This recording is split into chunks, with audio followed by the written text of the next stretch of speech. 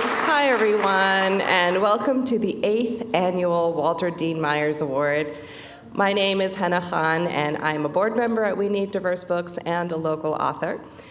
Thank you all for joining us this morning. First, I would like to acknowledge our incredible 2023 winners and honorees that we are celebrating. We can't wait to hear from you during our symposium and ceremony. I want to also share that unfortunately Jeff Edwards, the illustrator of Man-Made Monsters, won't be able to join us today due to a family emergency, but we wish him all the best. Second, I want to extend our deepest thanks to the 2023 Walter Award Judging Committee, who dedicated hours upon hours of their time to read hundreds of books and select this year's winners and honorees. We also want to express our gratitude to the teams at BookBub and NetGalley who have sponsored the Walter Awards and who are with us today. Thank you for your invaluable support. Third, we'd love to welcome all the students in the audience who represent 6 local middle and high schools. Yes. We are so glad you're here. The books that we are honoring today were written with readers like you in mind, so please feel free to ask questions to the authors during the Q&A portion of the symposium. We'd all love to hear from you. Now I'm honored to introduce you to our MC for the 2023 Walter Awards, the incredible Jacqueline Woodson.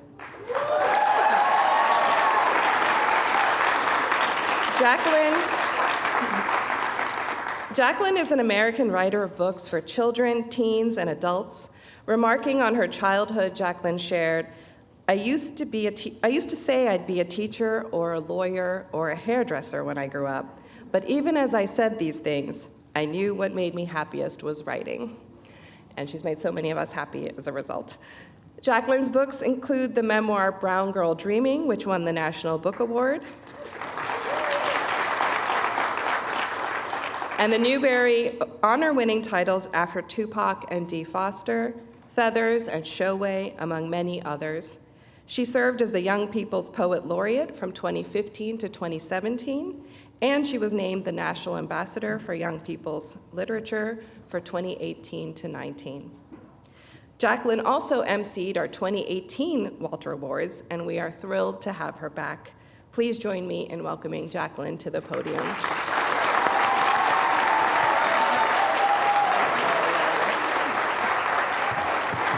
Hello.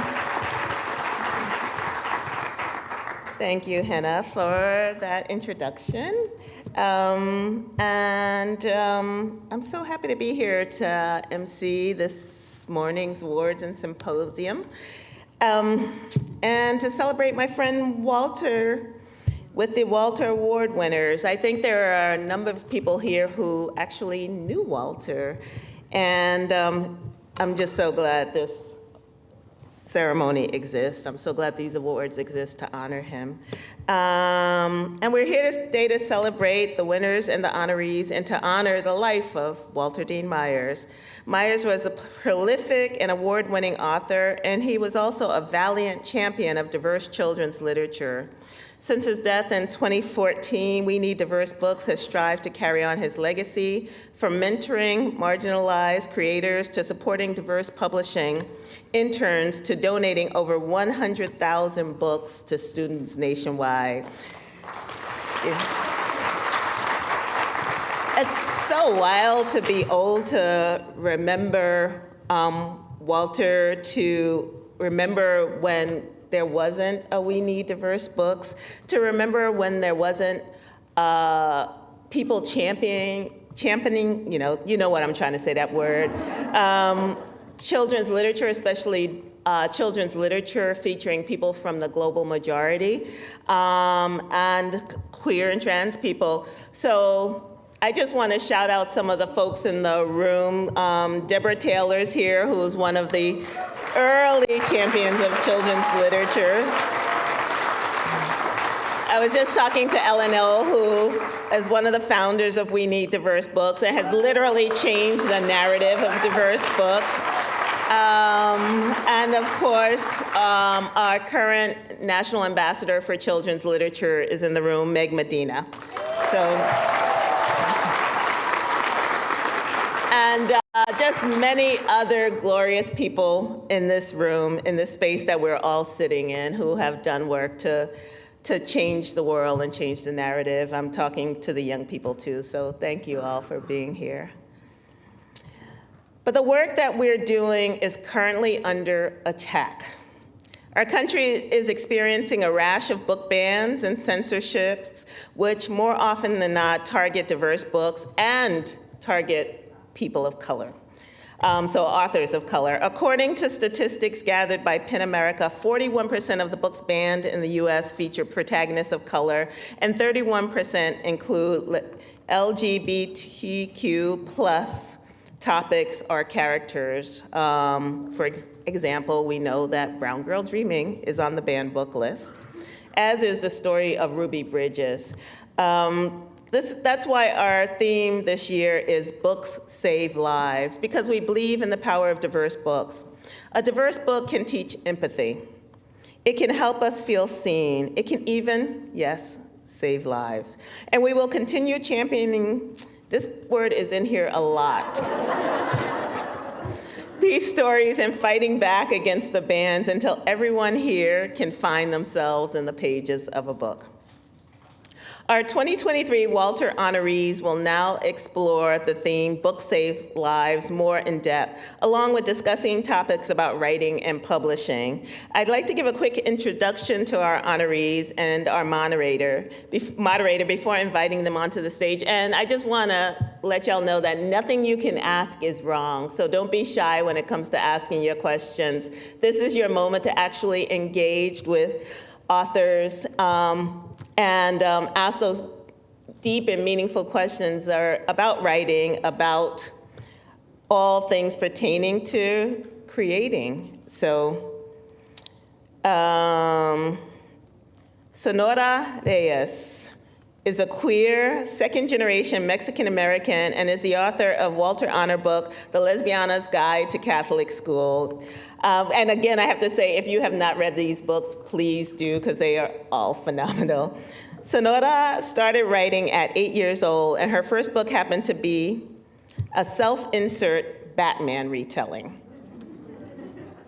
Sabaa Tahir is the author of All My Rage, a Walter Honor book, and the winner of the National Book Award. Sabaa is a former newspaper editor who grew up in California's Mojave Desert at her family's 18-room motel. Zoboi, wait, where's Sabaa? Oh, there you are, right there. Zoboi has written numerous books for young readers, including this year's Walter Honor book, Star Child, a biographical constellation of Octavia Estelle Butler, as well as 2021 Walter Award winner, Punching the Air. In a fun coincidence, E.B. and Octavia Butler actually share a birthday, which is amazing, which gives me a lot of information, E.B. And E.B.'s fabulous daughters are here in the audience. I've known E.B. and her young people for a long, long time, so it's just amazing to get old and watch people grow up. And unfortunately, our last honoree, Christina Soontornvat, and I'm sorry, Christina, if I pronounced that wrong, even though I was given the pronunciation, but let's go back to championing, and you'll understand why. Wasn't able to make it here, but she is with us in spirit. And now I'd like to introduce our symposium moderator, Ellen O. Ellen is the CEO and founding member of WNDB, and she's also an award-winning author. Her books include the Spirit Hunters trilogy, and Finding Junie Kim, and she's the editor of the brand new anthology, You Are Here, Connecting Flights. Ellen used to be a lawyer and an adjunct college instructor before realizing that it was all very boring and that she enjoyed writing books much more. Let's welcome Ellen, Sonora, Sabaa, and E.B. to the stage.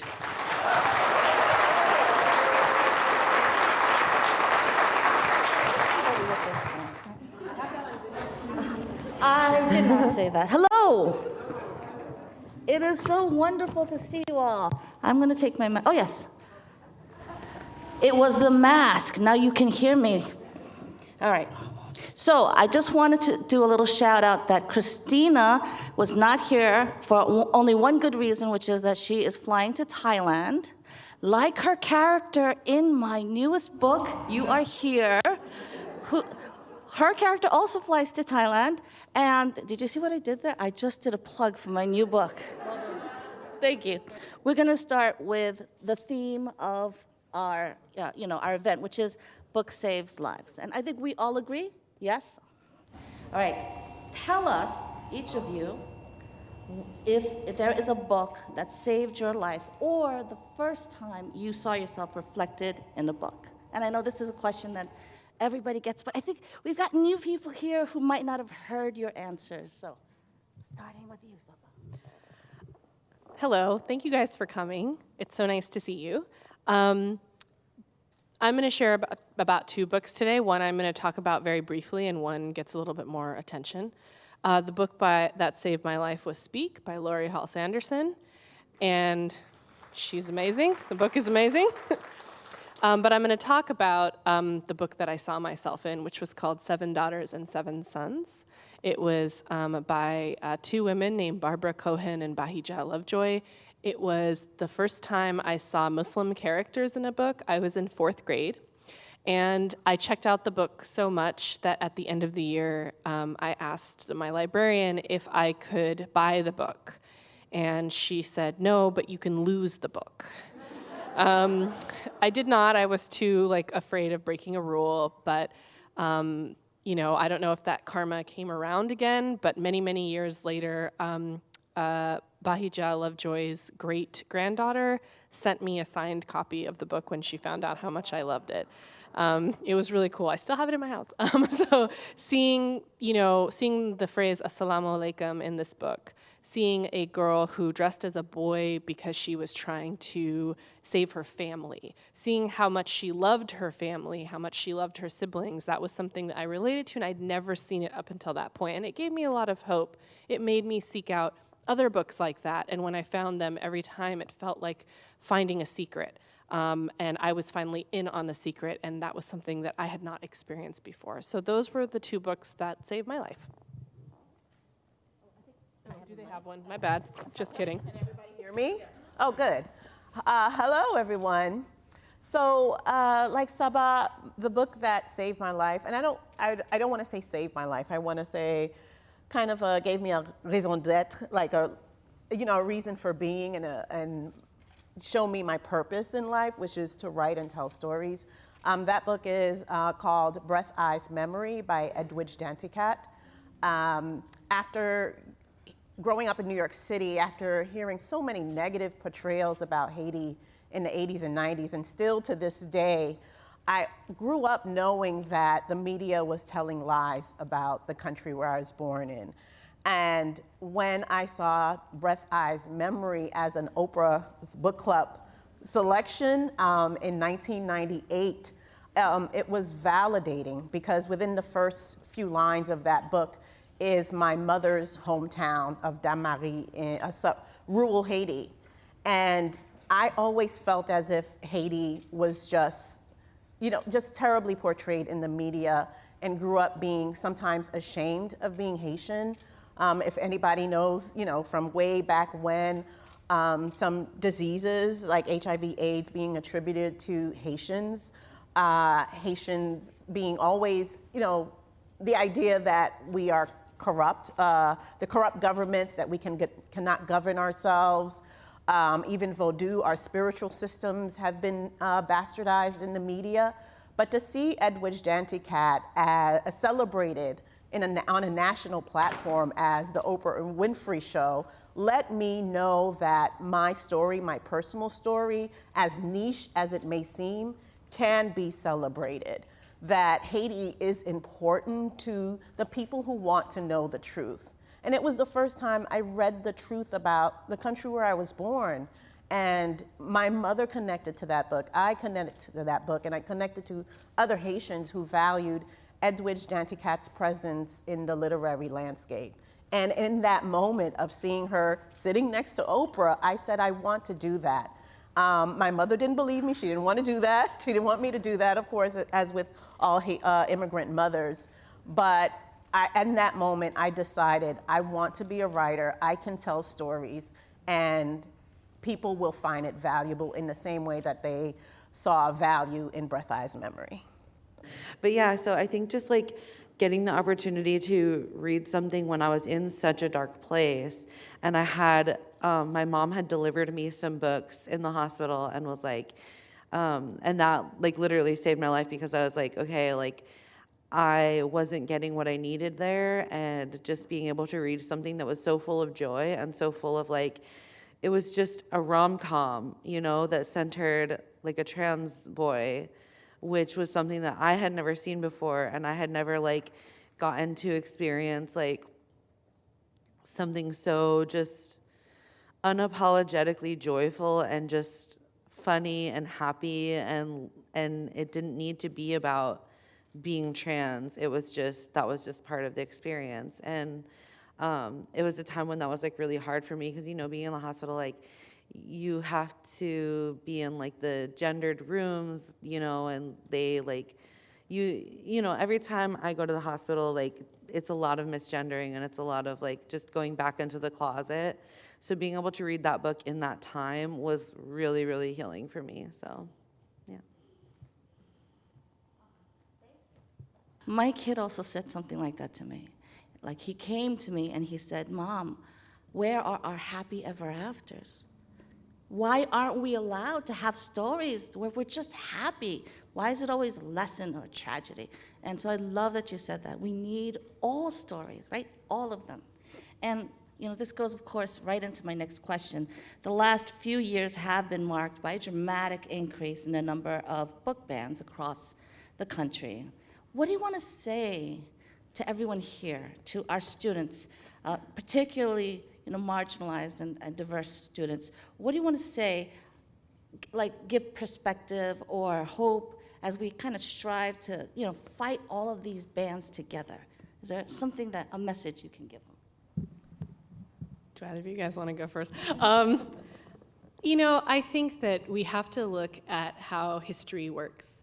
When you are from a marginalized community and you get to know your own history, it is both very sad and very encouraging. It's sad because of course, everything that has happened to many marginalized communities, but it's encouraging because we don't give up. We keep fighting. It's just how we are. It's in the blood at this point. It's in our spirits. And I think the hope that I would offer is that all of us are going to keep writing, and we hope that the things that we write will continue to find their way out into the world, that they will find the people who need them.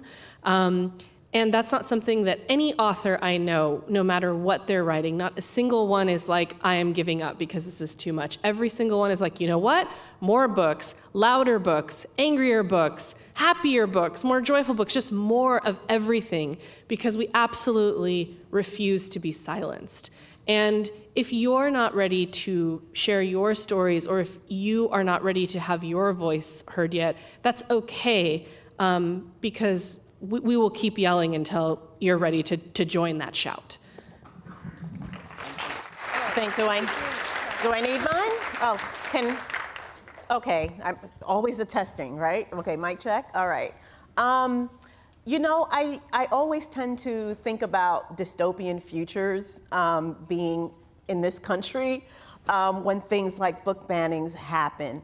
If, for instance, we don't have books anymore, for whatever reason, we are not able to print books, printing press is gone, and you know, I don't want to think that way, but as a writer, as a Butler fan, you know, I imagine what if we can no longer print books. I really believe the power is that we will always be storytellers. Without our stories, there won't be books, but without books, we would still be telling stories. And that's where I want us to take the power back. As someone who did not grow up with books in my community or in my home, because as an immigrant child, immigrant mother, English as a second language, it was just not part of our home culture. I also grew up in a book desert. Libraries were underfunded, but just because I grew up without books does not mean I grew up without stories. And as immigrant, you know, I first generation, this is the power that we had. And as a Black person in the world, I knew that our gift of storytelling and the oral tradition was what was taken away from us. And when I write my books, I'm pulling from the oral tradition. And if books are taken away from me as an author, I will still lean on the oral tradition. And for young people out there, you are telling the stories already. You are, doing your TikToks. Music is a form of storytelling. Dance is a form of storytelling. But what books do is that they contain our stories. They are, they're a vessel for our stories. They exist in the world so that more people can hear and share our stories. So that's the sad part about the book banning, right? We want to acknowledge that. I also want to empower marginalized young people to know that there would be no American culture, American entertainment industry without the many ways that we tell stories.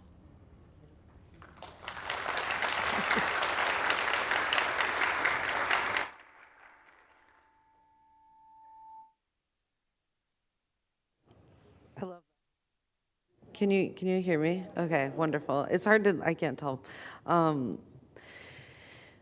Yeah, I'm getting emotional. Yeah, I think that what I would say to like all of you and like anyone who's like discouraged right now is that like I am also very discouraged, and I'm also very sad, and I'm like right there with you, and I can't say with all certainty that like, okay, this is gonna be okay, and like everything's gonna be fine, and we're gonna like come out on the other side and it's gonna be great. But what I can say is that I'm going to, like what Sabaa said, like I'm not going to stop. I'm gonna keep writing for vulnerable youth. And I don't think I'm ever gonna stop doing that. And I think that that is what's gonna be healing for me in this time, and hopefully that can also be healing for some other people too. So, I want to say to the book banners, if you're out there, you're not watching, I know, but let's be honest. But for book banners, their message is fear and hate and prejudice and bias. That's where they're coming from. We are about love, baby. We are about positivity, and that's why we're gonna win. Now we're gonna talk, thank you. And now we're gonna talk about books, because I feel like Ibby told us the plot for her next book, A Future Without Printing Presses. But let's start, Ibby. I'd love to hear how you met Octavia Butler first, and how that meeting came about and her books affecting your own writing. Oh man, I stalked her. The year was 1999. Growing up in a certain time, a child of the 80s, sci-fi was on the TV, and I discovered Butler at the brink of like the first Matrix, right? And we were a bunch of nerdy kids of color in New York City who gravitate towards that otherworldly, writing or movies, comic books. And actually it was a good friend of mine who just happened to be Walter Dean Myers' nephew who gave me my first Octavia Butler book, Parable of the Talents. I loved the world that she created in those series. I loved how her mind works. And I was that kind of young person who was always looking for a wise sage. And I loved listening to elders. So I sought her out, I called her. This was back then, and authors were accessible to us. Right now, she's the figure that she is, the icon. But back then, she was not a bestseller. Her works were very niche in the sci-fi community, and I could reach out to her easily, which is what I did. And she was at a small bookstore signing in Brooklyn, and I offered to give her a ride to her hotel, and the rest, as they say, is her story. Kind, gracious, open, warm, an older, somewhat awkward woman who was deeply wise. And I was in college looking for that deep worldly, I don't want to say worldly, I want to say galactical wisdom, because she seemed to be, her thinking seemed to be beyond the surface, if we talked about racism, she would talk about where the aliens are going to take over when we destroy the planets. It was that sort of mind-expanding conversations that we would have. And we have a picture in Star Child together where she was telling me about how humans are intrinsically hierarchical. And I'm in my early 20s just like, what? Wow, So I admired her thinking so much that I sought her out. We worked together at a workshop. There were email exchanges on AOL. I lost those exchanges, but basically this is me as a fan. This was me as a fan. She has lots of fans out here, but back then, she was just right there, accessible, and I loved how accessible and generous with her time that she was. So you went from a fan to writing her story. Like, how did that come about? Yeah, many years. This was about 8 years ago, where it was a picture book first. And, there are many biographical picture books out there. But I got some feedback that it was probably too abstract. And I think that's correct. And I decided to write science fiction poetry to kind of contextualize her life. And it was my editor, Andrew Carr, who helped me kind of frame those poems and format them and give them some sort of, beginning, middle, and end in the story, a narrative arc in the novel. And I'm so glad I took that risk because she was a risk taker. So I think young people, she wrote for adults, but I wrote about her young life because she was writing science fiction at the age of 10. She wrote about telepathic aliens and magical horses in 1957, when we don't usually see Black girls thinking that way during the civil rights era. And the last thing I say is that in Octavia Butler's work is where the civil rights movement and the space race and the Red Scare all converge. And I needed to document that for young people. So fascinating, and it just so a loving tribute and so respectfully done. And I was going to ask about the picture book thing, changing it, so you answered it for me.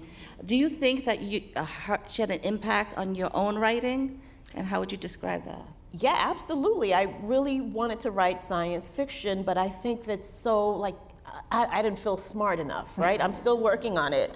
So my first pieces of writing that went out were science fiction. And I always thought that science fiction wasn't having a moment right now, but I think I've been proven wrong with some books. But yeah, I wanted to think the way she thought about the world, more so than write like her. Very, very great. All right, so I'm gonna move on to Sonora. Are you ready for me? I skipped, see? You weren't expecting me. I can see your book being one that a reader would point to and say, this is a book that saved my life, especially now. And the reason I say that is because going back to the beginning of We Need Diverse Books, one of the most poignant kind of like photograph, hashtag tweets that we saw was where a queer woman said that she would, if she had only had seen herself in the book, she would not have felt like that there wasn't a world for her, that she wouldn't have tried to attempt suicide. And that stayed with me for a very, very long time. And it comes back again now. Like right now it feels your book is so needed, especially because it's about love and happy endings for LGBTQ plus folks. What do you want to say to all those readers out there who have found your book and feel seen? Gonna make me cry. It's okay, you can cry. I think I would say, oh my gosh. Okay, I want to be vulnerable, and I do that a lot with my writing, but also I try to talk about, what I'm going through, in my own life and everything, just to destigmatize mental health and everything like that. So I just want to say that I've also been there where like I needed my life saved, and I feel like people who have told me that my book saved their life or anything like that, it meant so much to them. Like, I feel like that's saved my life. And so we're just like doing this cycle, saving each other, and I feel like that, I don't know, I like it. It's beautiful. Yeah, so like I said, I'll keep doing it, and I think that just knowing that it means something to someone, even if it's just one person, but I know that there's a lot of people that like can relate to like the stories. So, ooh, sorry, I'm a little flustered because. No, I yeah, feel the same way because like there's so many kids out there who school libraries are safe spaces for them, and having your books in those libraries means the world. And right now, that's what we're fighting, right? Yeah. So if they can find you, like in any way, and hear your story and find Lesbiana's guide, it's just perfect. Like, and I'm grateful and thankful for you. And I will give you an easier question to answer too. Your chapter headings perfectly encapsulate your story's tone, right? It is just so great. What inspired you to include them? So the chapter titles, for anyone who doesn't know, in the Lesbiana's Guide to Catholic School are like, kind of like the 10 Commandments. So can I curse? Is that okay to curse? Yeah. Whoa. Okay. Okay, so I won't quote the first chapter title then. Yeah, you know. Yeah, so like the chapter titles are like, "Thou shalt have no other gods before capitalism," or like, "Honor thy liner and thy hoops," or like, you know, stuff like that. So I actually, the first draft of this book that I queried with didn't actually have chapter titles. And one of the agents who offered representation for me wanted me to lean more into the guide aspect of the book. And I was like, ooh, chapter titles could be cute. And then I, from there, kind of came up with the idea of like, ooh, what if they look like the 10 Commandments? And then like slowly as you get through the book, it switches from the 10 Commandments to the poem, which is the Code of the Heart. In like Mexico, there's like this like Mayan Code of the Heart, which is like where the chapter titles go and towards the end, but it essentially means, I'll just say it in English, but it's, "You are my other me. If I do harm to you, I do harm to myself. If I love and respect you, I love and respect myself." But it's, the poem's not in English, but yeah, that's the translation. And so I kind of liked the idea of going from these commandment style to the Code of the Heart, and just kind of switching from this like kind of, she's feeling like she's in this box of like very Catholic upbringing, very like, not that there's anything, you know, it's okay to be Catholic, it's not, but she doesn't feel right in it in the beginning, and so she has to switch her code that she lives by. So yeah. I'm actually surprised that you didn't write it at the start. Like, it Yeah. feels so fluid. Like, Thank you. You did it after. Oh. Yeah, I did it after. I had so much fun going through like all the chapters and being like, ooh, okay, which commandment style should I use, or like what could go here? And I wrote a bunch of commandments that I ended up leaving out because like in editing, like some chapters got deleted or some got merged into one chapter that were two chapters. So there's more commandment style chapter titles that like are somewhere in my Google Docs, but So which one is a funny one that you left out? oh man, do I remember? Oh I my gosh, put I them think on I would the have to look it spots. up. Ooh, I would have to look it up. Okay, we'll get back to you with that one Yeah, next sorry. time. All right, Sabaa, your turn. I've heard you talk about how you were working on All My Rage for a very long time, right? Something like 15 years? 15 years. And that it was inspired by the motel where you grew up, Now, can you tell us about how that original concept transformed over the years into this brilliant, beautiful book? Thank you.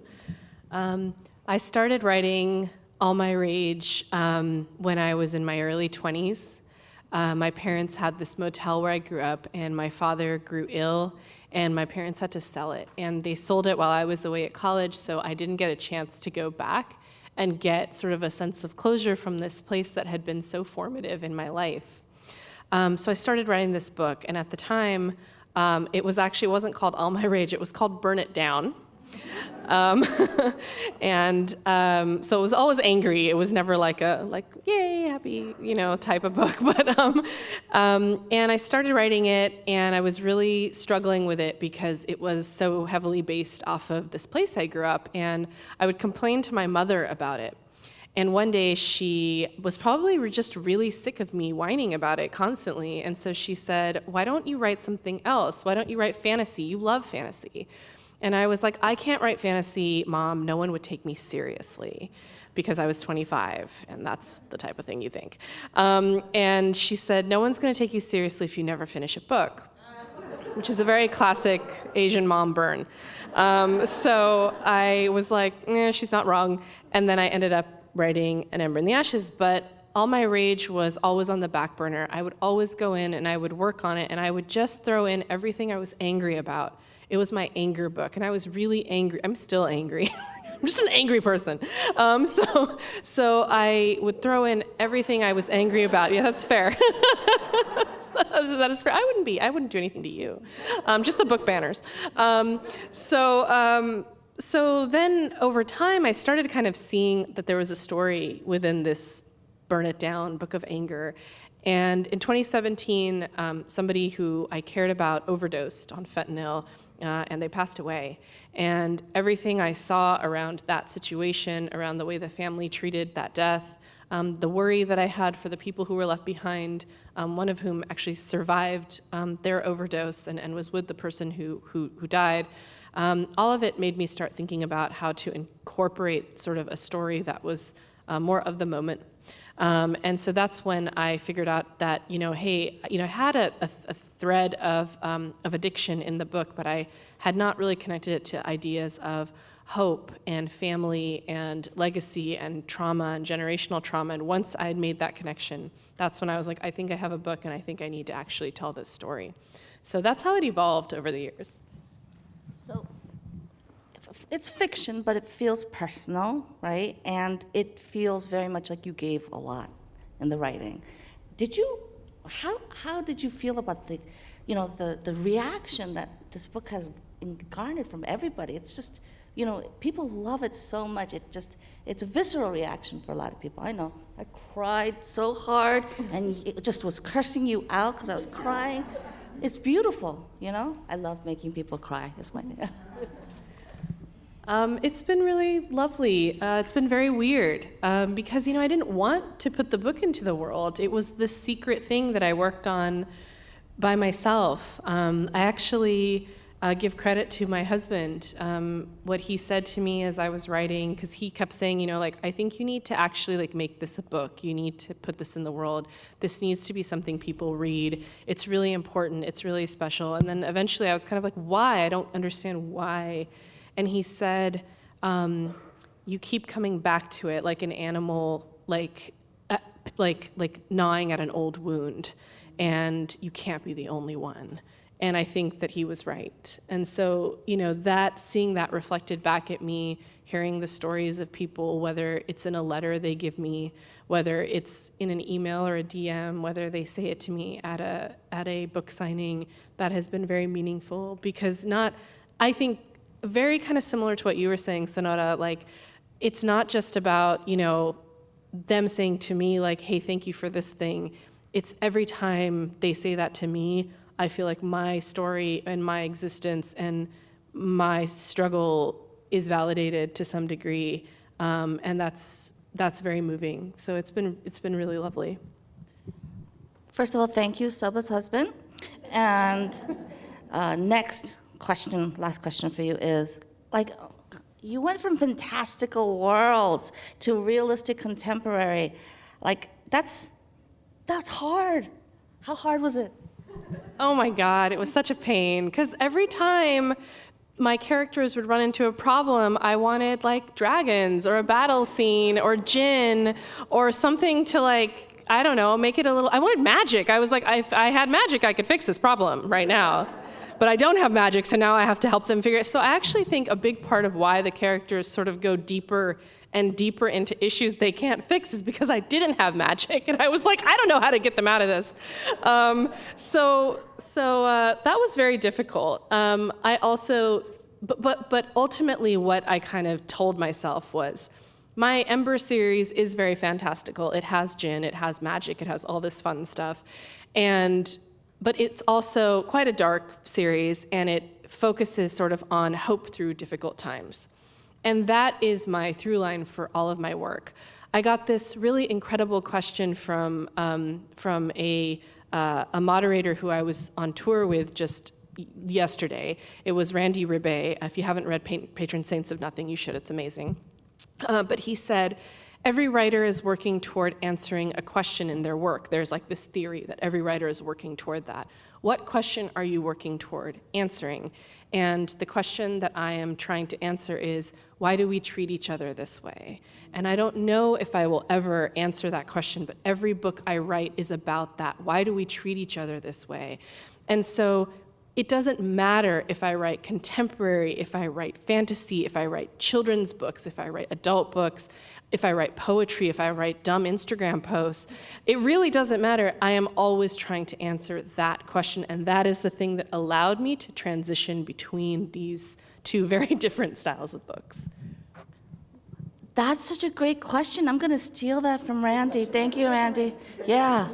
So for what is if I were to answer that question, I would say, why am I always hungry? And that always shows up in my book. Okay, we have 5 minutes, so I actually want to go to one quick publishing question, and I will start with Sonora. There are many aspiring writers in the audience today. What's one piece of advice you would give to the young writers in the auditorium and watching online? Ooh, my elbow locked up. Yeah, so one piece of advice that I would give is to keep in mind that all the advice out there, a lot of it is like not going to fit you, and that's okay, especially if you're neurodivergent, especially if you're, like not the, cis straight white man that like it's written to be about. So, write every day or like you have to do this, you have to do that, like in order to be a writer. So just know that like if something doesn't fit you, it's okay. If something doesn't work for you, if you try some advice and it doesn't work, that's okay. And just, kind of, I've learned to just kind of like, I'll see a piece of advice and I'll test it out. And then if it works for me, then I'll keep it. And then I'll just like kind of collect them like that, and then I'll just like push other ones away. And that works really well for me. So just kind of don't be discouraged if the advice that says you are only a writer if you do this, and you don't do that, you're still a writer. It's okay, I promise. Perfect. Ibby? Octavia Butler wrote about empaths, like people who have a power of feeling what others feel. And that's one of the first things I connected with her. That I connected to her books. I really feel that some artists, some writers are really feeling people. And for so long, I tried to not be that feeling type of person. I cry easily. And for those of you who write and you think you are that kind of person, to lean into that, even as you get older. Cry at the world, feel what others are feeling. Question your feelings, question other people's feelings. I think we need more heart people in the world. So it's something I'm leaning into again, because I think it makes my art and my writing that much more richer, and I think it will for you too. That's lovely. They gave such amazing advice that I'm going to just change tack a little bit. You have to get words on the page. Right? Bribe yourself. I bribe myself with chocolate. I bribe myself liberally with chocolate. I'm like, if I finish this chapter, I get a section of this chocolate bar. If I finish, like truly it is very, very effective. So if food is not your thing, which I don't understand why it wouldn't be, but if it's not, I get it, then bribe yourself with something else. I get to listen to a song I love. I get 5 minutes of TikTok. 5 minutes is never 5 minutes on TikTok though, so don't do that. But give yourself something, because the important thing when you're a writer is really to just get words on the page, get ideas, concept, even if it's garbage, even if it makes no sense. If you could see my first drafts, they are so terrible. It's actually embarrassing. There's so much in it that's like fight scene here, kissy scene here. Sabaa doesn't know what she's doing, but eventually she'll figure it out. And I go back and I read my old drafts and I'm like, wow, really? You couldn't put in the effort to figure this out? And now current Sabaa has to figure it out? So get the words on the page, use bribery. Oh, that's great. Now I'm hungry. Which actually that takes us to my next question. All right, rapid fire questions. You guys pick one. You can only choose one. Rice, noodles, or bread? Explain yourself. I will judge you. Bread. Roti. It's none of those things. It's paratha. It's made by my mom. It's amazing. Yeah. I'm Caribbean. Rice and beans. Rice. Noodles. Rice. Okay. Beverage of choice when writing? Coffee, black, tiny bit of cream. Water. I like a caramel mocha. Ooh, I'm a Diet Coke drinker. All right, plotter or pantser? Oh, plotter or pantser? So when she says pantser, she does not mean pulling down your pants. I feel like we need to explain that as writers. A lot of people don't know that. She means flying by the seat of your pants. Right. I am both.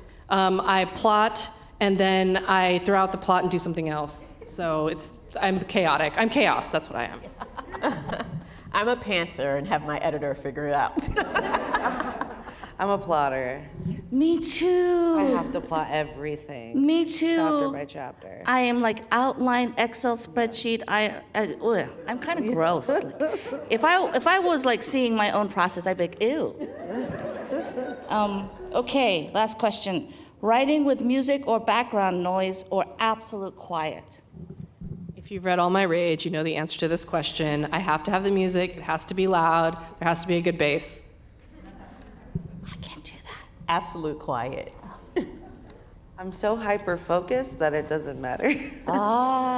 Actually, my favorite thing before pre-pandemic was going to coffee shops, pretending I had earphones on, and just eavesdropping to everybody's conversations. I have heard the juiciest gossip about people. I have no idea who they are, but it's juicy, and it shows up in my books in some way. So anyway, okay, so it is time for questions. And I know you guys have lots of questions. You all have lots of questions for the wonderful panelists here. So come on down to the empty stand right here with no mic. 3? We can have 3 questions. I'm reading you right? We have 3. We can have 3 questions. Come on down. No prizes, just questions.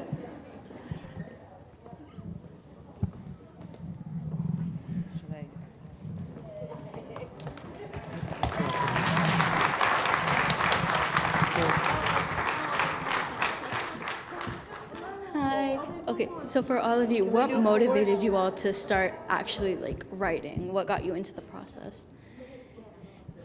What motivated you all to start writing, and what kind of got you into the process of it?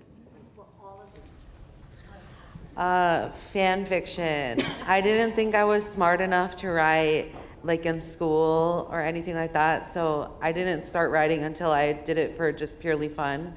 So fan fiction was what got me into it. My imagination. I have a wild imagination, and I started writing in elementary school just to make sense of the worlds in my head. I started writing because I didn't see myself anywhere, and I wanted to self-insert into all the fantasy that I read, because I was like, no, I'm the hero. So that's why I started writing. Thank you.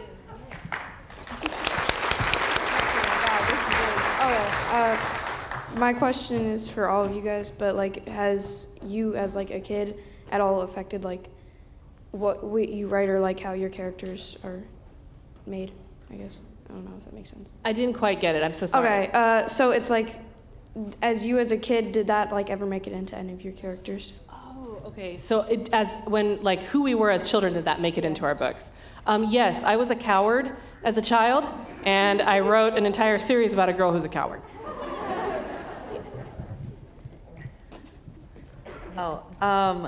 Yeah, I put bits and pieces of who I was like in high school into like different characters.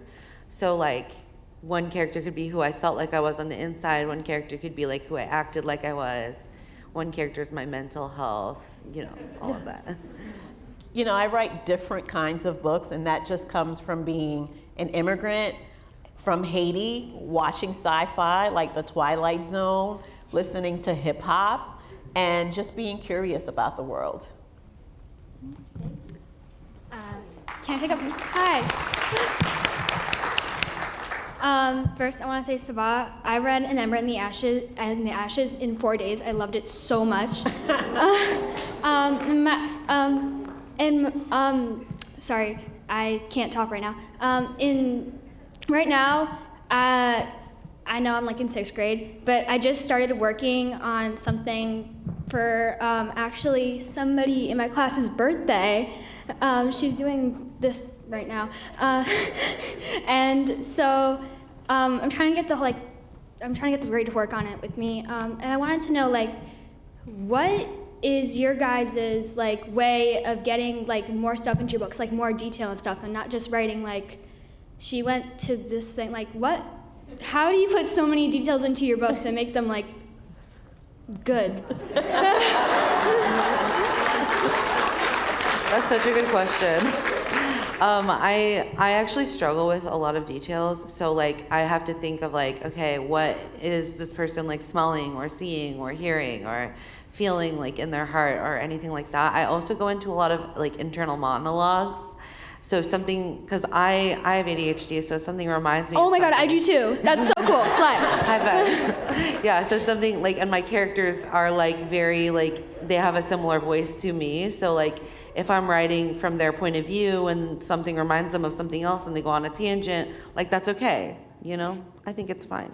I think the 5 senses are the best way to get details. You know what the 5 senses are. And for me, it's poetry. I like using the 5 senses and using metaphors. So writing poetry helps with certain lyrical language in my writing. I write iteratively, I can speak, I promise. So instead of trying to get detail in the first time I write something, I just add a little detail every time I edit. The first draft of Ember did not have any detail. It didn't have appearances, it didn't have description of where they were. It was very bare. It was they're in a desert. I added all of that over the course of many drafts because I cannot put everything into one draft. I don't have the memory for it or the brain capacity. So just give yourself the time to add that in when it comes to you. The other thing I was gonna say is I also used to write stories for my friends' birthdays, so go you. Thanks, you guys, so much.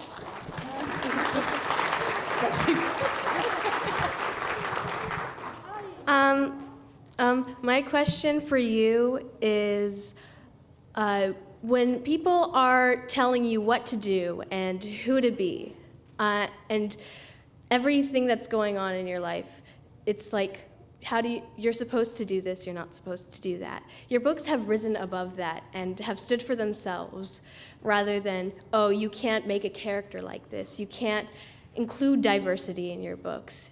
And you can see that in banned books, they're trying to repress that. But you guys have had your books risen above that.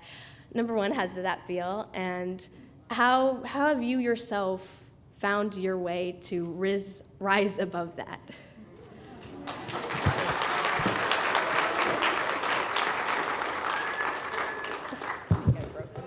Hello, is it working? Okay. Yay. That is a fabulous question. It does feel really great. It also feels unsatisfying. I definitely feel like I'm not done yelling about the things I want to yell about.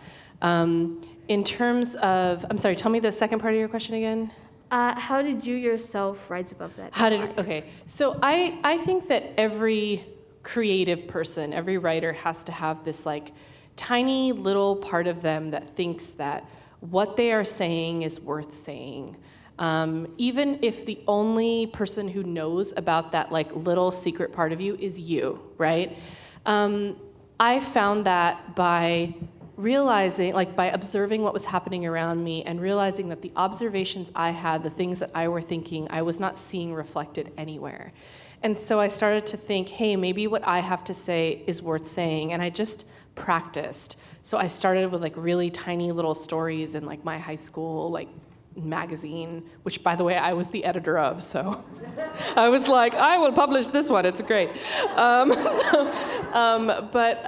you know, I started in small ways, and then slowly as time went on, I kept thinking like, I think what I have to say is worth saying. I think I need to say it. So even if you're the only person who thinks that, that is enough. That is enough. Sometimes it doesn't feel like enough, but it is. Okay. You know, like Sabaa, I am angry too. It doesn't look like it, you know, but I get very angry, and I have a strong sense of what's unfair in the world, and there's a lot that is unfair. And my writing, my need to right the wrongs is what drives me every day. And it could be a picture book, it could be a biography. It's my way of saying, I am here, we are here, and we deserve to be in the pages of books. And that's what keeps me going. And then I'm married to a high school teacher, and every day there is something that, you know, there's something that happens in his schools where he feels defeated, but he has to get up every day and go to work. So now I am so glad that writing is my job, and I have to do it. There's no going back. Thank you. I love this question so much. To answer the first part, it feels really, really good.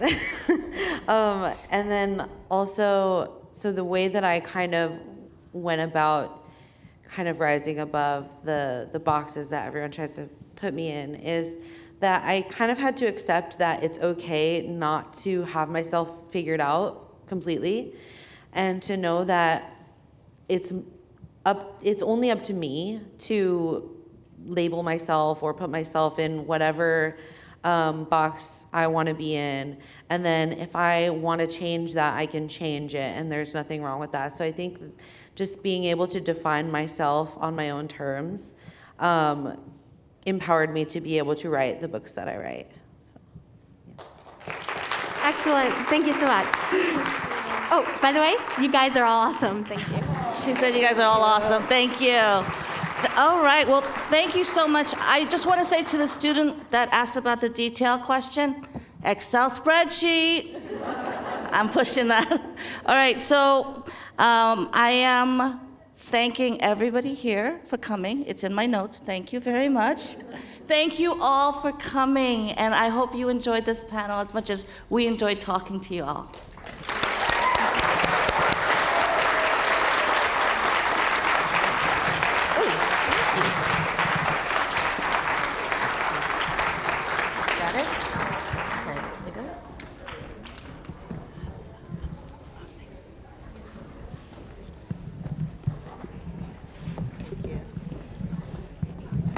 Oh, thank you. Well, I'm still light. Come get me, stop. I just want to thank the students for those great questions, and thank you to the panel for such amazing answers.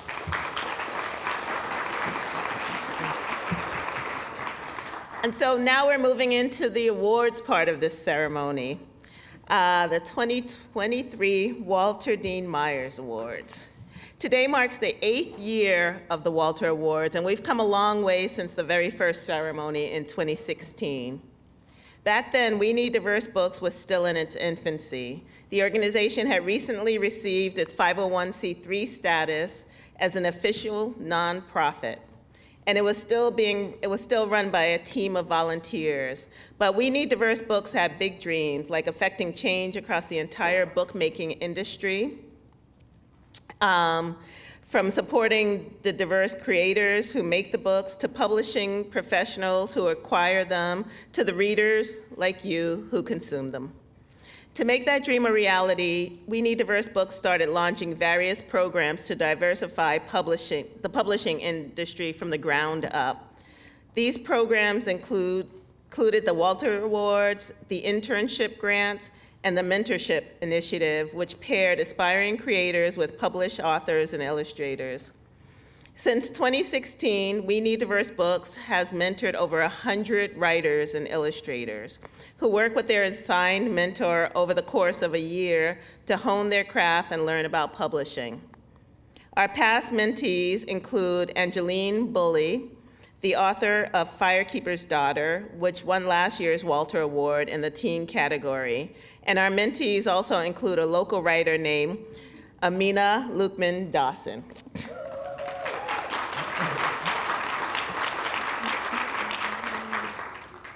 I have to tell you, I wrote Amina fan mail. When was it? 3 weeks ago? And that was after talking, Jason Reynolds and Kwame Alexander and I were all texting, yo, you see Amina won that award? And did you write her? No, did you write her? Oh man, I gotta get and write her. So we're so proud of you. In 2019, Amina was paired with celebrated author Kathy Appelt. And in 2022, her debut novel, Free Water, was published by Little Brown Books for young readers. And recently, Free Water received the Newbery Medal.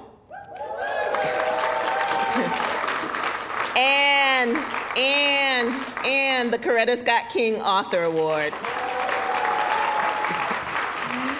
We are so excited to have Amina here with us today. Let's give her a warm welcome.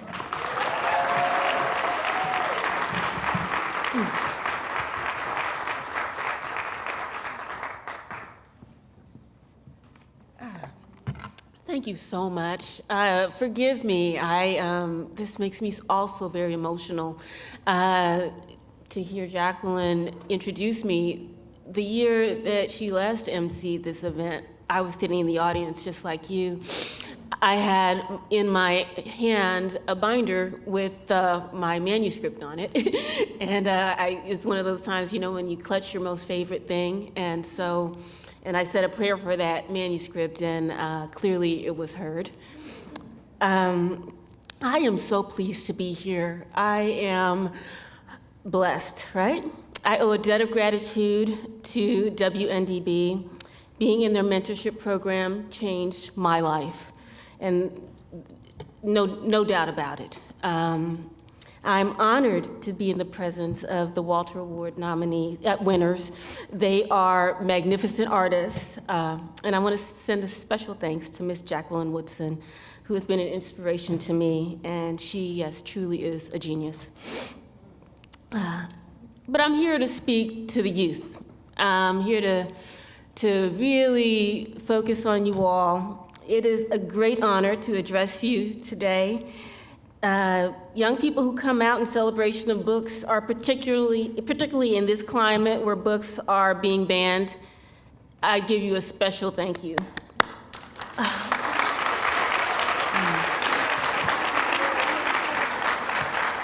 You know, I live just across the river in Virginia, where we have a governor who ran his campaign on championing, on banning books, and really disguising it as parent empowerment, disguising it as protecting children. We have a presidential candidate now in Florida doing similar things, right? But the reality is that some of our most beloved books centered around the experiences of people of color, around Black history, and around the lives of LGBTQ+ folks. They are being taken off the library shelves, and they're being removed from your curriculum, right? And so where do the students fit in? Where do you fit into all of that, right? Well, my governor, along with many other book banners, say, oh, you know, the young people, they need to be protected from feeling bad about themselves, from feeling bad about this history. Well, we know that's not completely true, right? Because if book banners really, truly cared about how bad young people feel, we'd be talking about gun control, right? Right? We'd be making sure that you all don't have to go to school and periodically have active shooter training, right? We'd be talking about how to best actually protect kids and not have them go into educational environments filled with fear, right? Let's deal with that. No, this war on books is not about how you, young people, really might feel bad or uncomfortable. It's not even truly a war on books. That's my theory, right? It's a war to control what young people think, what you know, and what you believe. The fear that book banners have is about the power of your ideas. Keep that in mind when you think about your own power. It's not the ideas even of people like me who write the books that they're afraid of, or even the teachers who teach them. No, it's about your power, because they know the ideas in your mind can and likely will change the world.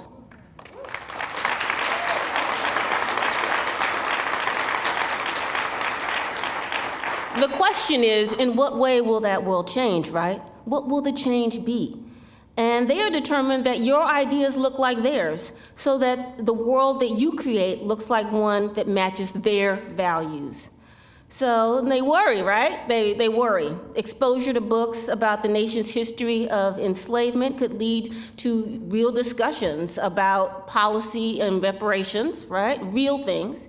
Or that stories that you read about LGBTQ experiences will create citizens that are empowered to fight for the full and equal rights of those citizens, right?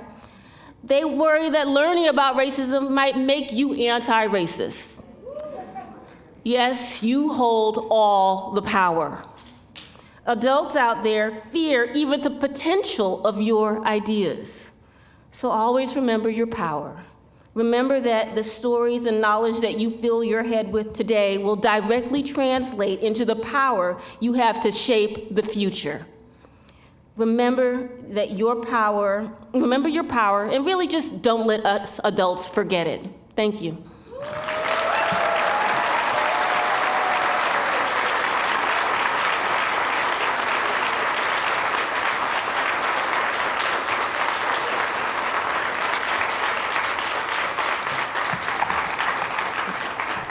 Thank you so much for that, Amina. We truly needed to hear it. Remember your power, y'all. It's now time to formally present the Walter Awards and to hear from our winners. But before that, we'd like to offer a little bit of background about the award itself. Oh, didn't I read this already? No, I didn't? Oh, I did not read this. I was thinking about Walter's granddaughter, who I am auntie to. Her name is Kaze, and she's now 3 years old. And I don't know how many of you know Walter's son, Chris Myers. Raise your hand if you've ever met Chris Myers. So for those of you who don't know, Chris Myers is about 6'7", and his wife is about 6'6". And so Kaze at 3 years old is about this tall. And you know, people think, I think she's often in situations where people are like, why isn't that child talking? It's like, she is talking a lot for a 3-year-old, and they think she's 6 or 7. But such a beautiful family, as is our ancestor Walter. The inaugural Walter Awards took place in 2016. That year, our judging committee received just under 50 submissions from publishers. Now in 2023, we received nearly 500 submissions. That's about a 10-fold increase since we began this program, and we even had to expand the number of judges on our committee to accommodate the volume of submissions. We've seen real progress when it comes to the diversity of children's books getting published today, but we wouldn't have gotten to this point without those who came before us. Pioneers like Dr. Rudine Sims Bishop, Virginia Hamilton, who was my mentor, and yes, Walter Dean Myers, whose life and work we honor with this award. Let's take a moment to learn more about Walter and the legacy that he has left behind.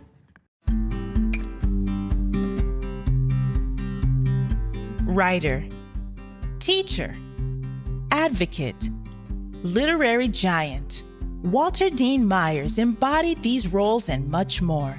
His enduring legacy lives on in dozens of award-winning books that demonstrate his dedication to children everywhere by helping them discover the power of reading. Throughout his long life, Myers won many career-defining awards, including the Newbery Honor and the Coretta Scott King Award. In the year 2000, he received the first ever Michael L. Prince Award for young adult literature for his groundbreaking novel, Monster, a coming-of-age story about a teenage boy in juvenile detention and on trial. From 2012 to 2013, Myers served as the National Ambassador for Young People's Literature, an honor bestowed by the Library of Congress, the Children's Book Council, and Every Child a Reader. On March 15, 2014, Myers wrote his final piece, a New York Times essay entitled, "Where Are the People of Color in Children's Books?" which helped launch the We Need Diverse Books movement. Upon his death on July 1, 2014, the world lost one of the greatest voices in children's literature and one of the strongest advocates for inclusive representation in books.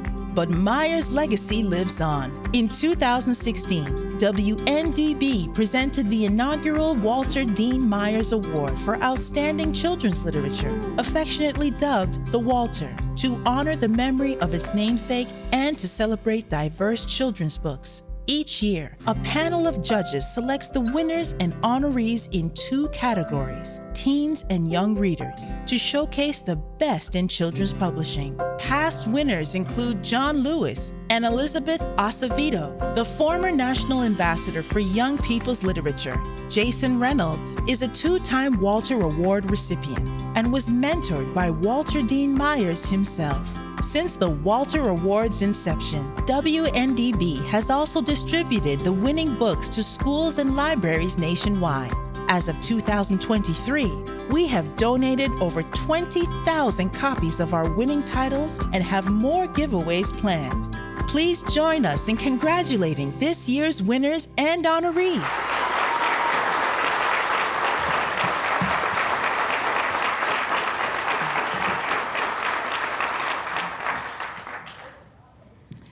Just want to take a moment to thank our video team, Buoyant, who played that video.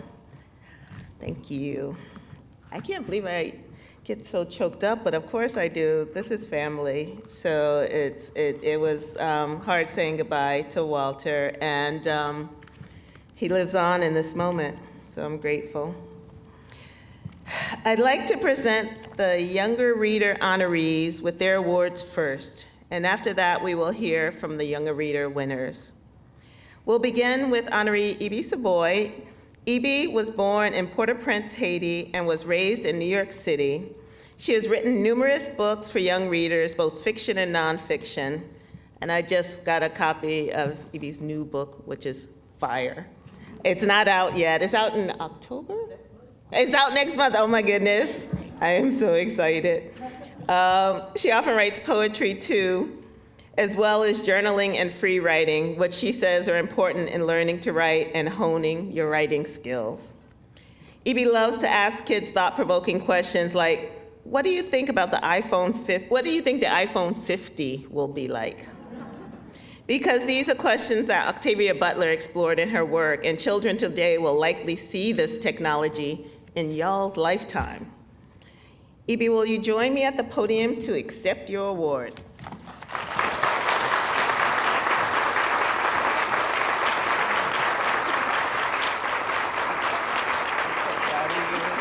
I didn't mention Trader Joe's.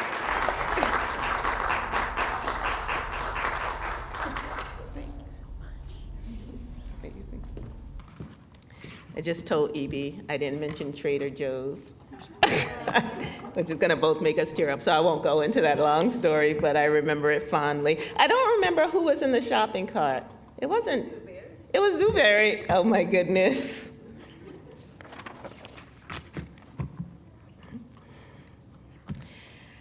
I want to acknowledge Christina Soontornvat, who can't be with us, is unable to join us in person, but I hope that Christina is watching.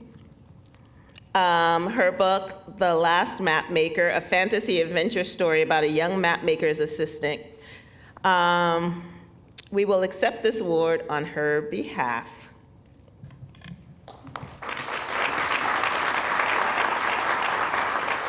Somebody already accepted it because it's not here. Ghost in the room. I'm now excited to introduce our 2023 Younger Readers winner, Angela Joy, the author of Choosing Brave, How Mamie Till-Mobley and Emmett Till Sparked the Civil Rights Movement. Angela was born and raised in Minneapolis and now resides in Southern California. Smart move. Two of her favorite books as a kid were Where the Red Fern Grows and Where the Sidewalk Ends. Music was Angela's first love, and her first career was in music, traveling the world as a backup vocalist. In Choosing Brave, Angela wanted to focus on Emmett Till's mother, Mamie, to shine light on the women in the civil rights movement. She told the Horn book, "We've left a lot of women behind in the story of the civil rights movement.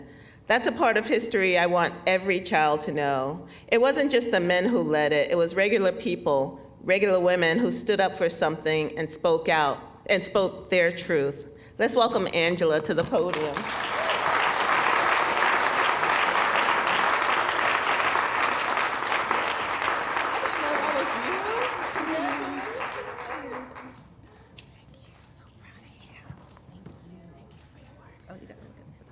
Okay, sorry. Wait, we Where get are the they? picture first, and then Angela speaks, right? Okay.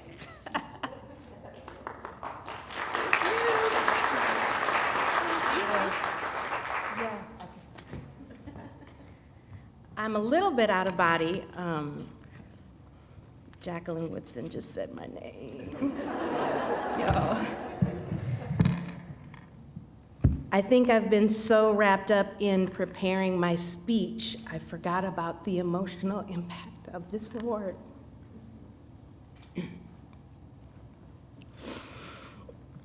7 or 8 years ago, I was feeling like a chocolate chip in a sea of marshmallows at a writers' conference in LA, when two authors stepped to the podium and started to talk about a new organization whose aim it was to inspire writers of color to write their stories so that we could all come together and bring greater diversity to the bookshelves of children.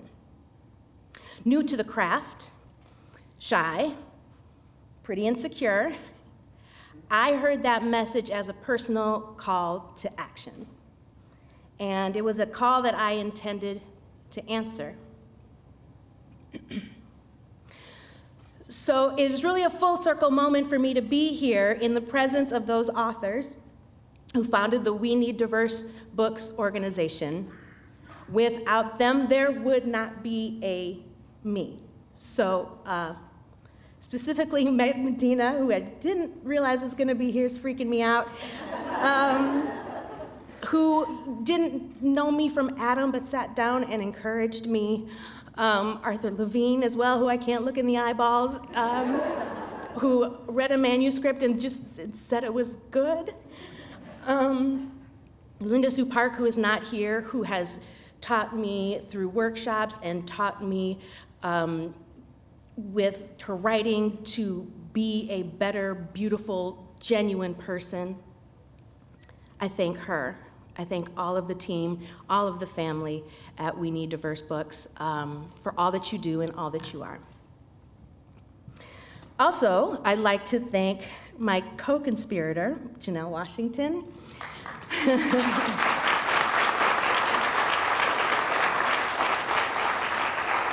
Whose work still takes my breath away. I'd like to thank our third musketeer, our editor, Connie Shu, who has woven our ideas so beautifully together. I'd like to thank the entire Macmillan Roaring Book Press team for their support, their belief in this story that I wasn't sure was going to be told. Of course, I have to thank my agent, Jamie Weiss Chilton, who believes in me when I do not. My brother, who has been my hype man since infancy, throwing me into situations I didn't want to be in for my own good. My husband, Leon, my mother, Carol, my children, Landon and Olivia, for their sacrifice in allowing me the time away to do this thing. And of course, my sincere gratitude to the judging committee. Thank you for honoring our work and for sharing the love of Mamie's story with the world.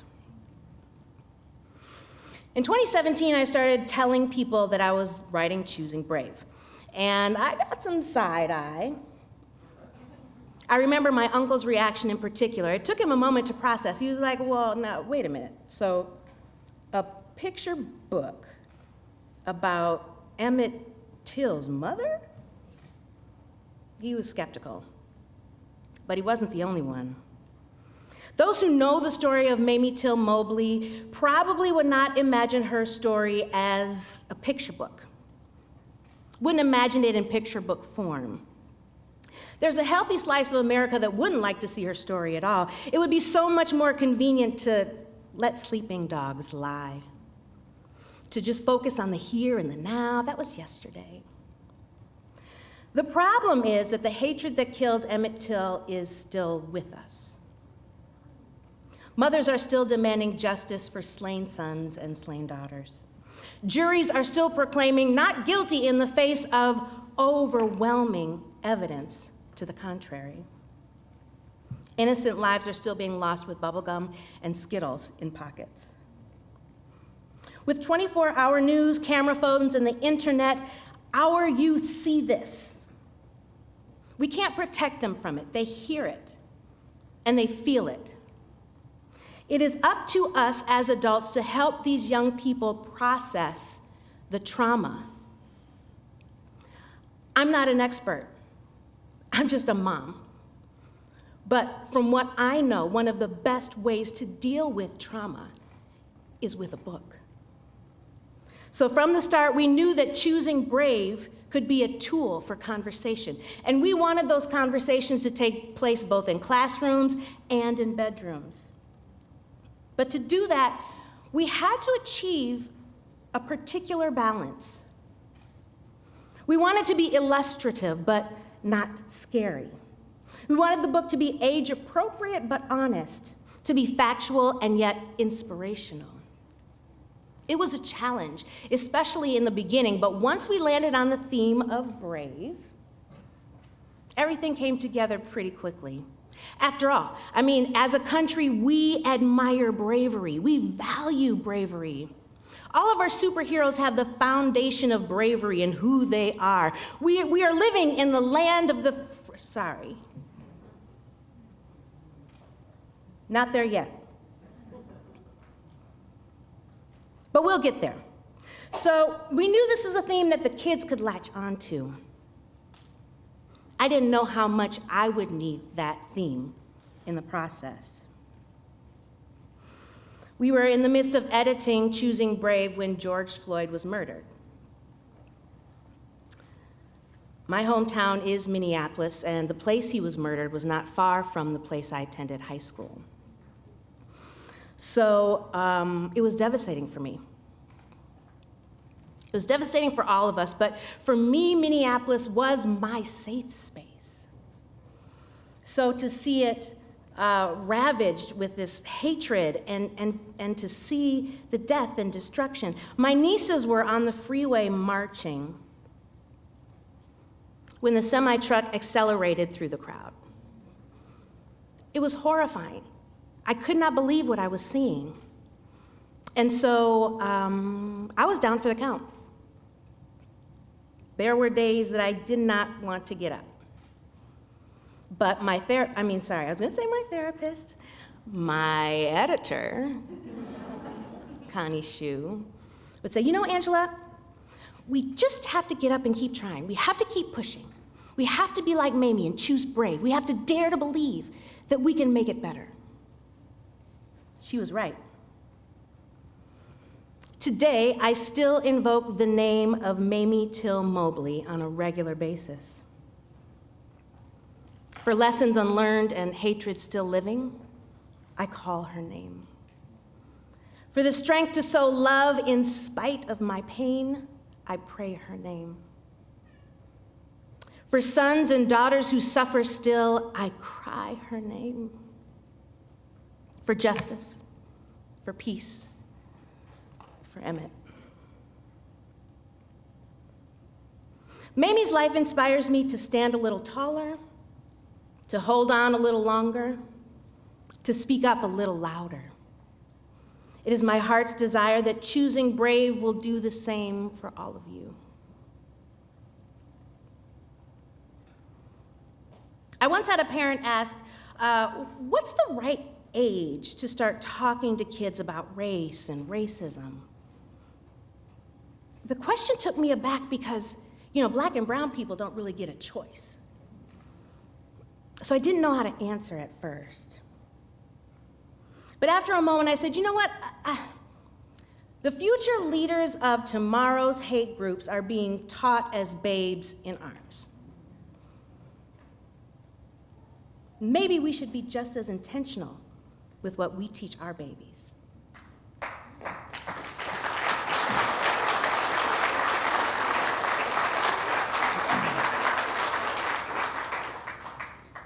It reminded me of a song that I used to sing as an actor back in the day. It says, you've got to be taught to hate and fear. You've got to be taught from year to year. It's got to be drummed in your dear little ear. You've got to be carefully taught. You've got to be taught to be afraid of people whose eyes are oddly made, and people whose skin is a different shade. You've got to be carefully taught. You've got to be taught before it's too late. Before you are 6 or 7 or 8, to hate all the people your relatives hate. You've got to be carefully taught. You've got to be carefully taught. As we read, thank you.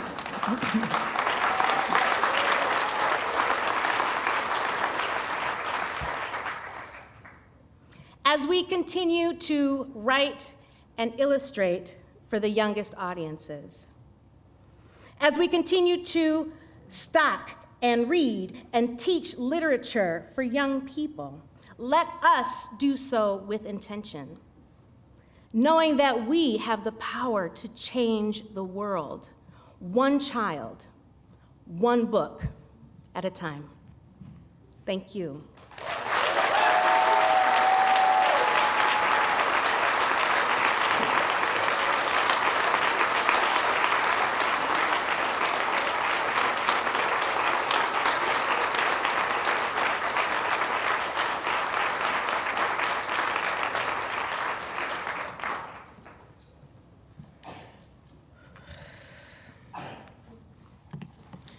Thank you, Angela. That was lovely. It's so deeply insightful and so beautifully rendered. Thank you. Did you write that song? Oh, wow. Yes, I did. You sang the heck out of it, so thank you. And so many jewels in that talk. If you were listening to, you found out who Angela's agent was, you found out who Angela's editor was.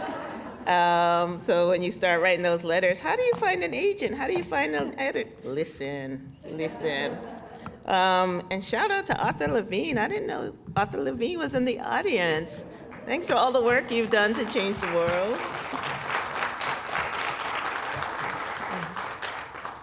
It's now my pleasure to introduce Janelle Washington, the Young Reader's winner and illustrator for Choosing Brave. Janelle is a self-taught paper cut artist from Virginia. She has a BFA in fashion design and worked as a children's wear designer for 12 years. I would love to see what you made. That must have been phenomenal. As an artist, she explores themes of history, identity, family, and feminine beauty in Black culture. In choosing Brave, Janelle moved from studio art to picture book art, which she described as a challenge at first because she likes to put a lot of detail and background into her art, but didn't want to overpower the text. But out of that challenge came Choosing Brave, which has not only won the Walter Award, but also earned Janelle a 2023 Coretta Scott King John Steptoe New Talent Illustrator Award. Let's welcome Janelle to the podium.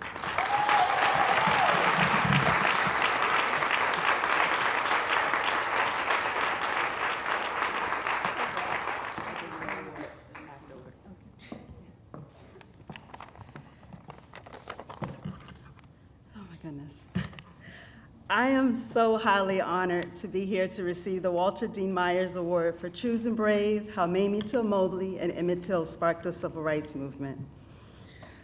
I am flustered. I'm not going to be able to sing like Angela did, but I hope that my thank you will be able to, I'll cover everyone. Firstly, I do want to thank my Creator for his goodness, kindness, and faithfulness toward me. This is not an arena that I ever saw myself being in.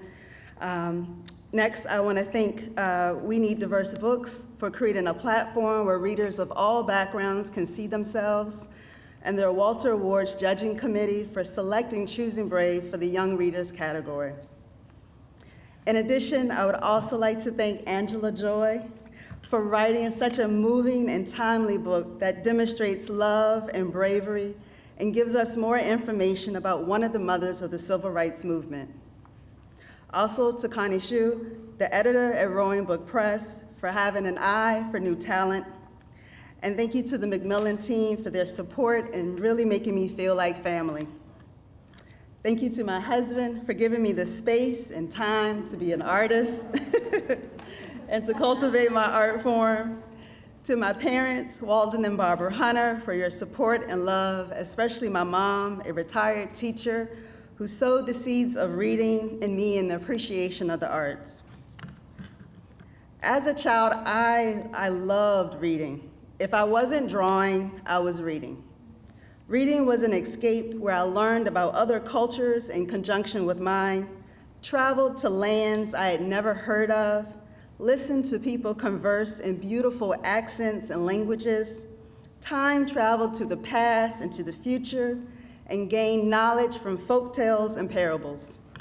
I laughed while reading joke books, learned how to draw animals using art books, immersed myself in poetry, cultivated a love for short stories, scared myself silly reading horror, and blushed at books with curse words and romance.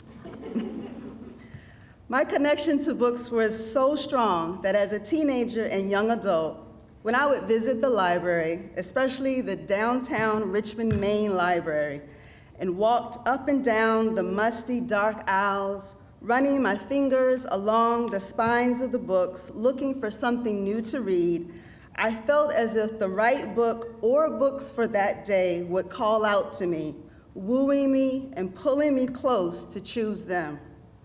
This magical feeling introduced me to new authors, illustrators, and genres not presented to me in my classroom or in my schools. This feeling stays with me even now as an adult. And even though the pull isn't as strong, it's still there. The books I read felt like forever friends and wise teachers, comforting me and educating me by offering me an insight into a world outside of my four walls. By reading Betty DeRaymond's Forbidden Fruit, I learned about love under challenging situations and resilience of the human spirit. In The Time of Butterflies by Julia Alvarez, I was whisked away to the north coast of the Dominican Republic to understand how siblings can find the courage to start a revolution amid a dictatorship. The Best of Simple by Langston Hughes made me laugh and ponder a character's daily observations. Finally, reading Virginia Hamilton's Her Stories, illustrated by the dynamic duo Leo and Diane Dillon, connected me to the stories of my ancestors and showed me warmth and beauty found in Black women through illustration. Each book I have read was important to me, and I want children all over to have the same magical feeling I had as a child. I'm thankful for organizations like We Need Diverse Books that create programs and platforms that elevate our humanity's shared bonds. Doing so helps us celebrate diversity, develop empathy for others, and validates our own life experiences. Through Choosing Brave, I hope young and old readers will connect with Mamie and Emmett's relationship, seeing their bond as a shared human experience. Realizing our connections with each other can give us the strength to be brave in the face of everyday adversity. Thank you.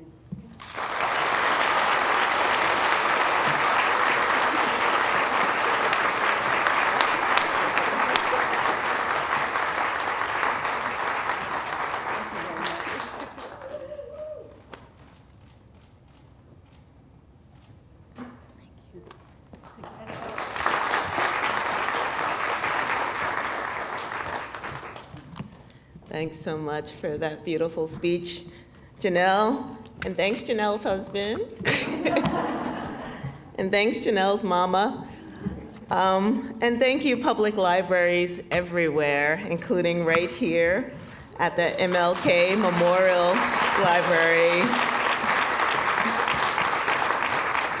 We so appreciate you. We'll now move on to the presentation of the teen category, starting with the honorees. Sonora Reyes writes fiction full of queer and Latinx characters in a variety of genres. In the Lesbiana's Guide to Catholic School, they wanted to explore what a happy ending could look like at a Catholic school. At one point during the drafting of the book, Sonora's computer crashed and they lost 30,000 words. They almost quit, but out of spite, decided to finish the novel. The first queer Latinx story Sonora ever read was Labyrinth Lost by WNDB board member Zoraida Cordova. I know this was my student. I'm totally tongue-tying on their name, Zoraida Cordova. Reflecting on that book, they said, "I cried happy tears when I realized Alex was bisexual. I hope to provide that happy moment to others with my writing as well." Sonora, will you please join me at the podium?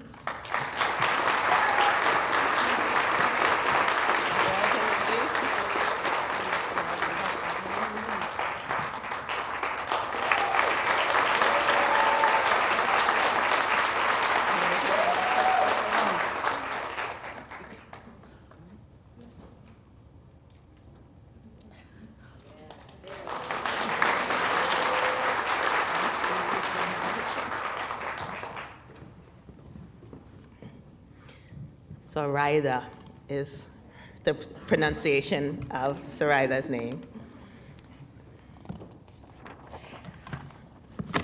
I'd like to now acknowledge our next teen category honoree, Sabaa Tahir.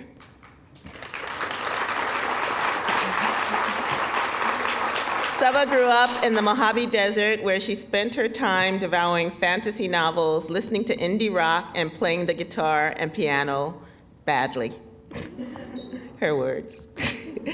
Sabaa's first job was answering the phones at her family's motel, and her dream job is professional ice cream taster. About her book, All My Rage, she has said, "It's a story demanding to be told, a love letter to the desert and rock music and tiny motels and the kinds of friendships that save your life." Sabaa, will you join me at the podium?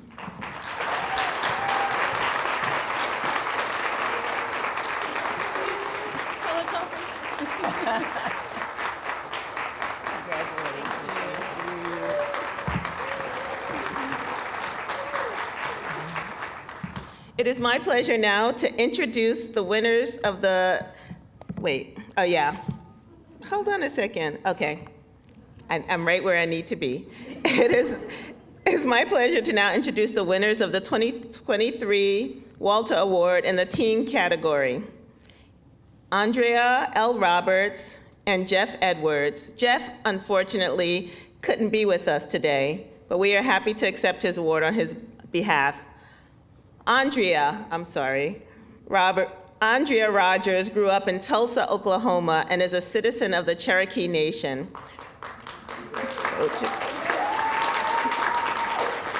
Her award-winning book, Man-Made Monsters, is made up of 18 interconnected horror stories. It is important for Andrea to portray horror through a Native lens because Native people have so often been stereotyped in horror stories. She told the Horn book that, "I wanted to tell stories where we were the final people, where we do survive." Before they collaborated on Man-Made Monsters, Andrea was already a fan of Jeff Edwards' art after first seeing his work in the Spider Gallery in Oklahoma. Let's welcome Andrea to the podium.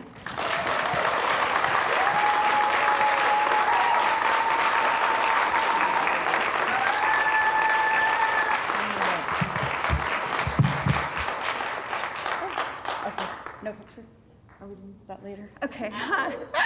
I'm so nervous. I have it two places. I have it on my iPad, and then I also have it on my phone. And so please bear with me, because, you know, I struggle. So thank you so much. Actually, I met Jacqueline at Quelly, and so it's been a minute, but, and she signed a book for one of my students that I got Brown Girl Dreaming, and it was such a thrill to see her there. Definitely, I've been inspired by a lot of women, and I've also had the gift of help by a lot of women, especially women of color and Native writers, and I wouldn't be here without them.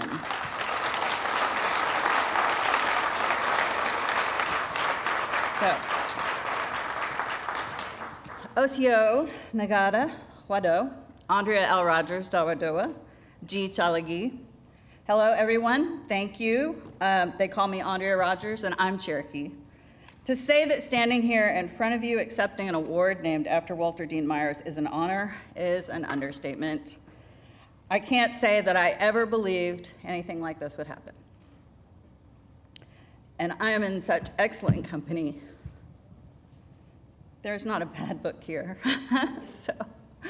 I've wanted to be a writer since the second grade, but I got serious about writing books for children because I had children who were faced with the same lack of story by us and about us that I had been faced with 25 years earlier. In 2014, Walter Dean Myers wrote an essay asking, where are the people of color in children's books? And many of us are still missing. And if you aren't on the bookshelves that kids have access to, you don't exist. This was made clear to me every time my children told their classmates they were Cherokee and they were told, you can't be Indian, all the Indians are dead. Imagine our surprise. So, this is not a plot twist in The Sixth Sense. Standing here accepting this award, I'm very much alive. You are not seeing dead people. As are 450,000 enrolled members of the Cherokee Nation. But those kids were only repeating what they had learned from the world, from books, from movies, from parents, and teachers who probably believed it as well. In another essay, Myers wrote, once I began to read, I began to exist. I am what I read, all the books, all the papers, all the stories. I think that's what I've always been. Writing is just an extension of my reading life. For me, reading provided an escape, but writing provided me a way to say, we are here. We are still here. Indian removal, the removal of Native people from their native lands, did not result in our extinction. And in this way, I get to live. I wrote myself into existence. I write, therefore I am.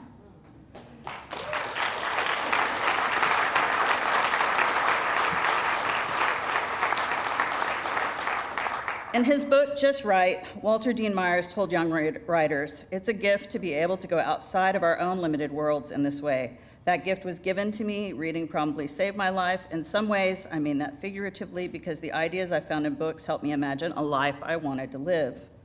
The first book I wrote was about the Trail of Tears, a book about my ancestors using the democratic process and the courts to fight to keep land that was legally and historically theirs, only to be forced from their homes into concentration camps and then marched 1,000 miles out of the United States to Indian Territory. But that's not where my tribe story ends, or mine, or my children's. There are Cherokees in the future. In Walter Dean Myers' novel Lockdown, a character says, everything in life is made up. You make up that you are happy, you make up that you're sad, you make up that you're in love. If you don't make up your own life, who's going to make it up for you? It's bad enough when you die and everybody can make up their own stories about you. This book almost didn't exist. I wrote the first story 21 years ago, and I was about to put the entire collection away after a lot of rejections when a woman named Laura Pegram introduced me to an editor named Nick Thomas at Levine Querido. Finally, someone saw me. I reached out, thank you. I reached out to Cherokee artist, graphic designer Jeff Edwards many times, and I wanted him to illustrate it, and what he created is stunning, and it's very Cherokee. Jeff's devotion to the Cherokee language, preserving our language and helping it grow was part of the reason that I knew he was the perfect person for this. How do you thank people for finally seeing you? How do I endeavor to deserve these blessings? There's a debt to the ancestors and the writers who paved the way for a book about a Cherokee past, present, and future, and all those things are connected. Everything in life is made up. Everything in life is made up. As writers and teachers and parents, we can give young people the tools to make the world a better place. Children can imagine new worlds, write new stories, reckon with the past in order to manifest a better future. In Walter Dean Myers' Carmen, he wrote, we all think we're different, but when it comes around, we end up needing the same things. Somebody to love us, somebody to respect us. Once more, thank you to the Walter Committee for loving and respecting man-made monsters. Wado, Andrea L. Rogers, Dawadoa, G. Shalagi.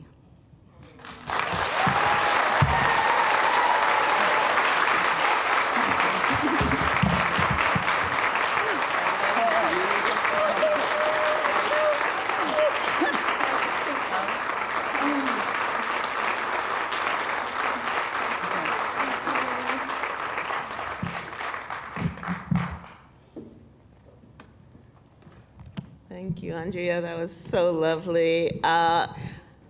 What stands out for me, among many things, is you saying your name and just showing us the importance of our place here in the world. Say your names every day and say them loud. It's a gift to the world that you're here. It's a gift to the world that you're here and your writing's here. Thank you.